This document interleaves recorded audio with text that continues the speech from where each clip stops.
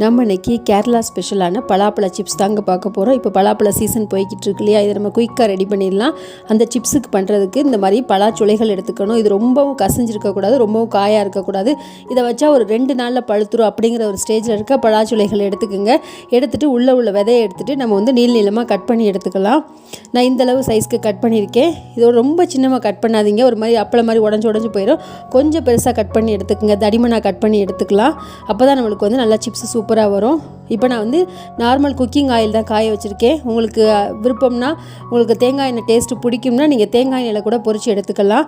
கேஸை low medium ஃப்ளேமில் வச்சுக்கோங்க. இல்லை நம்ம கொஞ்சம் பெருசாக போட்டிருக்கனால உடனே வெளியில் வந்துடும், உள்ளுக்குள்ளே வேகாமல் இருக்கும். அதனால் கேஸை லோ மீடியம் ஃப்ளேமில் வச்சு பொறுமையாக பொரிச்சு எடுங்க.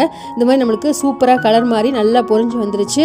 இப்போ நம்ம எண்ணெயிலேருந்து எடுத்துடலாம். உங்களுக்கு எண்ணெய் அப்படியே நுரையெல்லாம் அடங்கி பார்க்கையிலே சூப்பராக இருக்கும். சூப்பராக வெந்து ரெடி ஆயிடுச்சு நம்மளுடைய பலாப்பழ சிப்ஸு.